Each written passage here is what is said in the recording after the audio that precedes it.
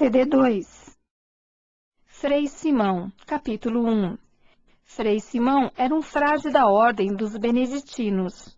Nota de rodapé. Ordem dos Beneditinos, ordem criada por São Bento, Papa do século VII, de 684 a 685. Fim da nota. Tinha, quando morreu, 50 anos em aparência, mas na realidade 38. A causa dessa velhice prematura derivava da que o levou ao claustro na idade de 30 anos, e, tanto quanto se pode saber por uns fragmentos de memórias que ele deixou, a causa era justa. Era Frei Simão de caráter taciturno e desconfiado. Passava dias inteiros na sua cela, onde apenas saía na hora do refeitório e dos ofícios divinos. Não contava amizade alguma no convento, porque não era possível entreter com ele os preliminares que fundam e consolidam as afeições. Em um convento, onde a comunhão das almas deve ser mais pronta e mais profunda, Frei Simão parecia fugir à regra geral. Um dos noviços pôs-lhe a alcunha de urso, que lhe ficou, mas só entre os noviços, bem entendido. Os frades professos, esses, apesar do desgosto que o gênio solitário de Frei Simão lhes inspirava, sentiam por ele certo respeito e veneração. Um dia, anuncia-se que Frei Simão adoecera gravemente. Chamaram-se os socorros e prestou-se ao enfermo todos os cuidados necessários. A moléstia era mortal. Depois de 5 dias, Frei Simão expirou. Durante esses 5 dias de moléstia, a cela de Frei Simão esteve cheia de frades. Frei Simão não disse uma palavra durante esses 5 dias. Só no último, quando se aproximava o minuto fatal, sentou-se no leito, fez chamar para mais perto o abade e disse-lhe ao ouvido com voz sufocada e em tom estranho: "Morro odiando a humanidade." O abade recuou até a parede ao ouvir essas palavras e no tom em que foram ditas. Quanto a Frei Simão, caiu sobre o travesseiro e passou a eternidade. Depois de feitas ao irmão finado as honras que se lhe deviam, a comunidade perguntou ao seu chefe que palavras ouvira tão sinistras que o assustaram. O abade referiu-as, persignando-se. Mas os frades não viram nessas palavras senão um segredo do passado, sem dúvida importante, mas não tal que pudesse lançar o terror no espírito do abade. Este explicou-lhe a ideia que tivera quando ouviu as palavras de Frei Simão, no tom em que foram ditas, e acompanhadas do olhar com que o fulminou.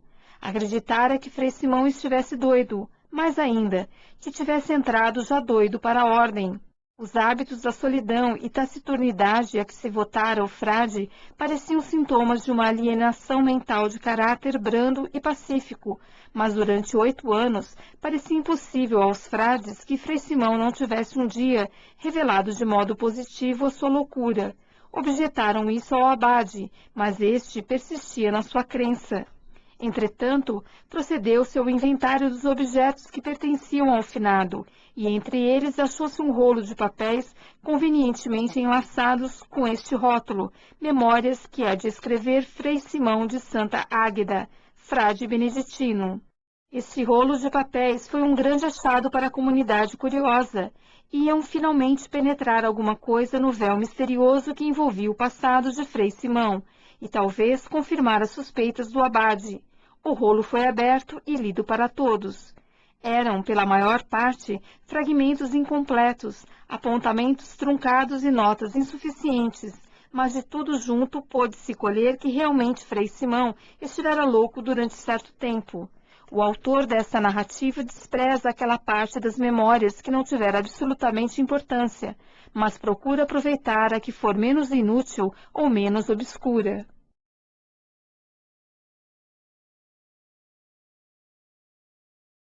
Capítulo 2.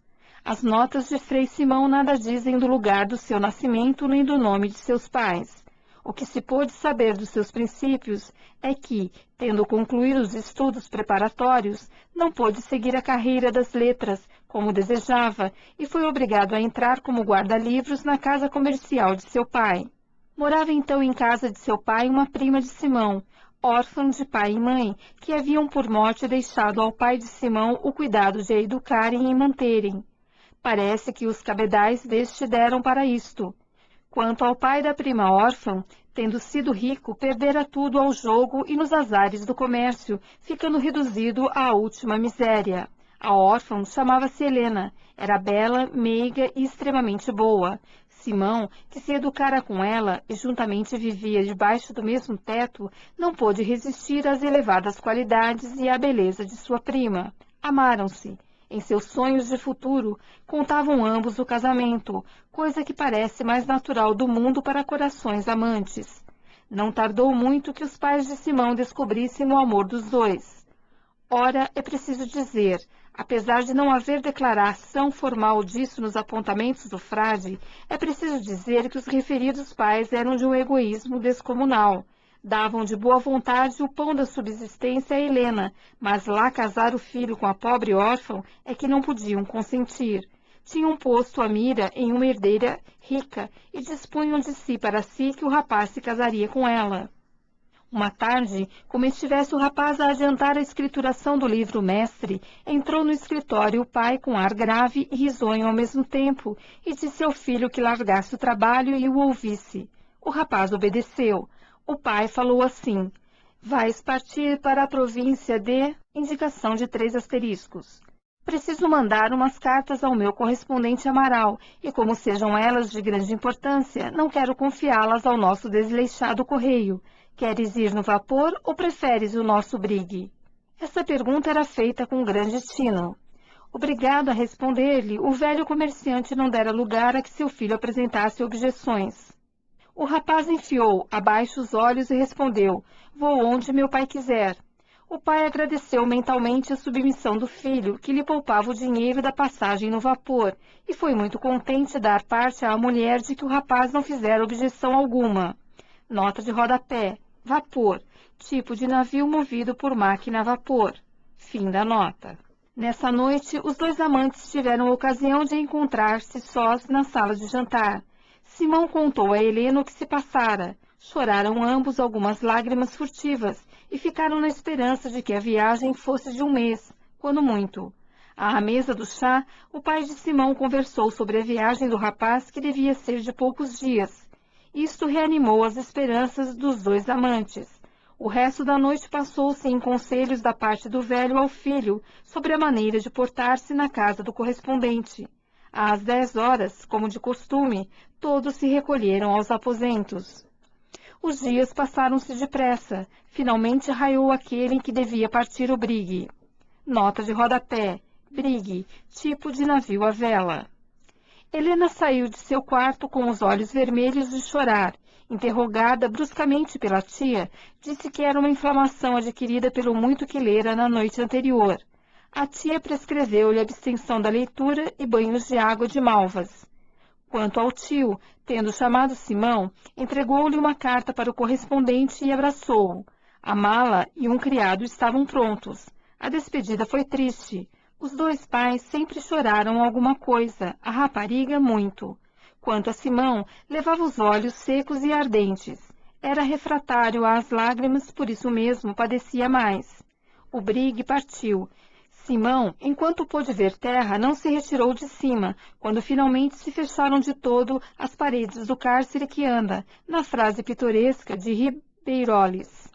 Nota de rodapé: Ribeiroles, Charles Ribeiroles, 1812-1860, escritor e jornalista francês. Veio para o Brasil em 1858, onde escreveu Brasil Pittoresque, em edição bilíngue. A tradução foi feita por escritores brasileiros, inclusive Machado de Assis. Fim da nota. Simão desceu ao seu camarote, triste e com o coração apertado. Havia como um pressentimento que lhe dizia interiormente ser impossível tornar a ver sua prima. Parecia que ia para um degredo. Chegando ao lugar do seu destino, procurou Simão o correspondente de seu pai e entregou-lhe a carta. O senhor Amaral leu a carta, fitou o rapaz e, depois de algum silêncio, disse-lhe, volvendo a carta: bem, agora é preciso esperar que eu cumpra esta ordem de seu pai. Entretanto, venha morar para minha casa. Quando poderei voltar? Perguntou Simão. Em poucos dias, salvo se as coisas se complicarem. Este salvo, posto na boca de Amaral como incidente, era a oração principal. A carta do pai de Simão versava assim: Meu caro Amaral, motivos ponderosos me obrigam a mandar meu filho desta cidade. Retenha-o por lá como puder. O pretexto da viagem é ter eu necessidade de ultimar alguns negócios com você, o que dirá ao pequeno, fazendo-lhe sempre crer que a demora é pouca ou nenhuma. Você, que teve na sua adolescência a triste ideia de engendrar romances, vai inventando circunstâncias e ocorrências imprevistas, de modo que o rapaz não me torne cá antes de segunda ordem. Sou, como sempre, etc.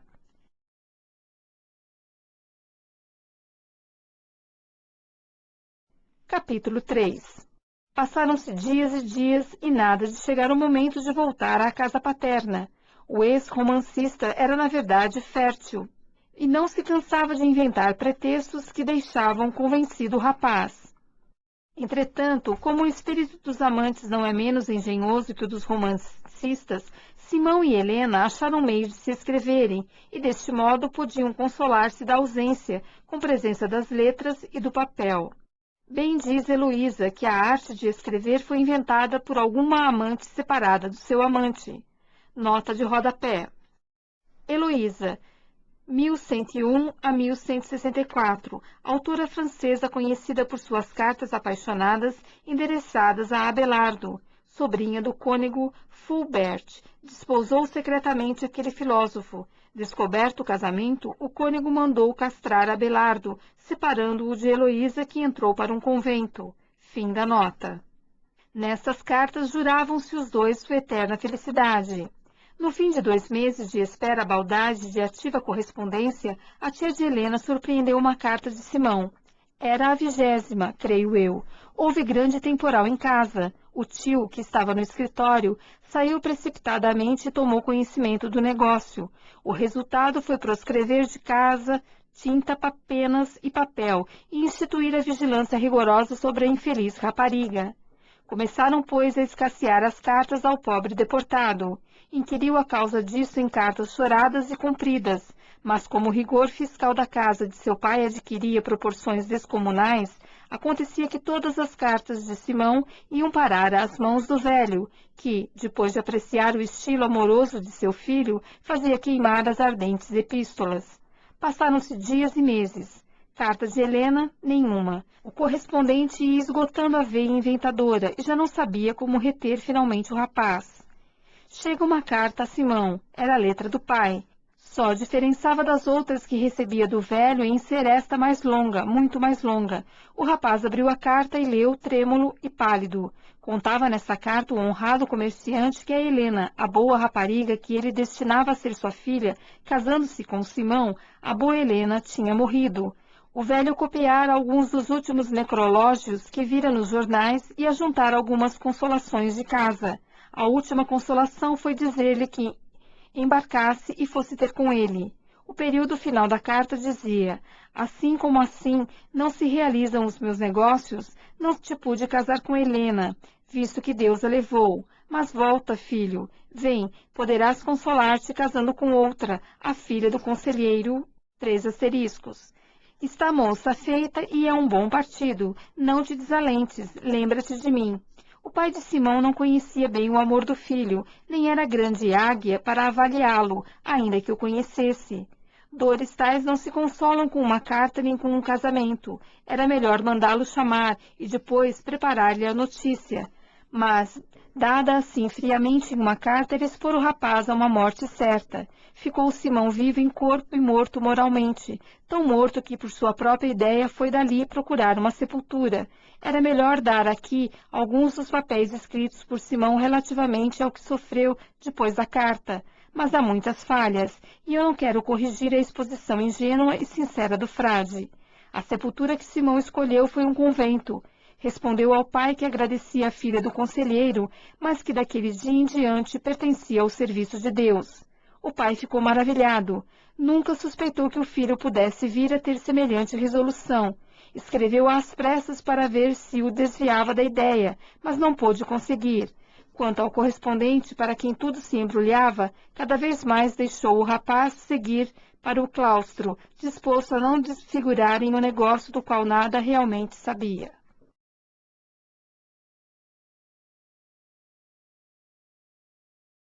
Capítulo 4. Frei Simão de Santa Águeda foi obrigado a ir à província natal em missão religiosa, tempos depois dos fatos que acabo de narrar. Preparou-se e embarcou. A missão não era na capital, mas no interior. Entrando na capital, pareceu-lhe dever ir visitar seus pais. Estavam mudados física e moralmente. Era com certeza a dor e o remorso de terem precipitado seu filho à resolução que tomou. Tinham vendido a casa comercial e viviam de suas rendas. Receberam o filho com alvoroço e verdadeiro amor. Depois das lágrimas e das consolações, vieram ao fim da viagem de Simão. A que vens tu, meu filho? Venho cumprir uma missão do sacerdócio que abracei. Venho pregar para que o rebanho do Senhor não se arrede nunca do bom caminho. Aqui, na capital? Não, no interior. Começo pela vila de... Os dois velhos estremeceram, mas Simão nada viu. No dia seguinte partiu Simão, não sem algumas instâncias de seus pais para que ficasse.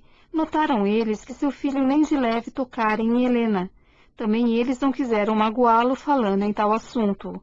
Daí a dias, na vila de que falara Frei Simão, era um alvoroço para ouvir as prédicas do missionário. A velha igreja do lugar estava atopetada de povo. À hora anunciada, Frei Simão subiu ao púlpito e começou o discurso religioso. Metade do povo saiu aborrecido no meio do sermão. A razão era simples. Avezado à pintura viva dos caldeirões de Pedro Botelho e outros pedacinhos de ouro da maioria dos pregadores, o povo não podia ouvir com prazer a linguagem simples, branda, persuasiva, a que serviam de modelo as conferências do fundador da nossa religião. Notas de rodapé. Caldeirões de Pedro Botelho, expressão popular que designa o inferno. As conferências do fundador da nossa religião, provável referência aos sermões e parábolas de Jesus Cristo, fundador do cristianismo. Fim das notas. O pregador estava a terminar, quando entrou apressadamente na igreja um par, marido e mulher. Ele, honrado, lavrador, meio remediado com o sítio que possuía e a boa vontade de trabalhar, ela, senhora estimada por suas virtudes, mas de uma melancolia invencível. Depois de tomarem água benta, colocaram-se ambos em lugar donde pudessem ver facilmente o pregador. Ouviu-se então um grito, e todos correram para a recém-chegada, que acabava de desmaiar. Frei Simão teve de parar o seu discurso, enquanto se punha termo ao incidente. Mas, por uma aberta que a turba deixava, pôde ele ver o rosto da desmaiada. Era Helena. No manuscrito do frade há uma série de reticências dispostas em 8 linhas. Ele próprio não sabe o que se passou, mas o que se passou foi que, mal conhecer Helena, continuou o frade o discurso. Era então outra coisa, era um discurso sem nexo, sem assunto, um verdadeiro delírio. A consternação foi geral. O delírio de Frei Simão durou alguns dias. Graças aos cuidados, pôde melhorar e pareceu a todos que estava bom, menos ao médico que queria continuar a cura. Mas o frade disse positivamente que se retirava ao convento e não houve forças humanas que o detivessem. O leitor compreende naturalmente que o casamento de Helena fora obrigado pelos tios. A pobre senhora não resistiu à comoção. 2 meses depois morreu, deixando inconsolável o marido que a amava com veras. Frei Simão, recolhido ao convento, tornou-se mais solitário e taciturno. Restava-lhe ainda um pouco da alienação. Já conhecemos o acontecimento de sua morte e a impressão que ela causara ao abade. A cela de Frei Simão de Santa Águeda esteve muito tempo religiosamente fechada. Só se abriu, algum tempo depois, para dar entrada a um velho secular, que por esmola alcançou do abade acabar os seus dias na convivência dos médicos da alma. Era o pai de Simão. A mãe tinha morrido. Foi crença, nos últimos anos de vida deste velho, que ele não estava menos doido que Frei Simão de Santa Águeda.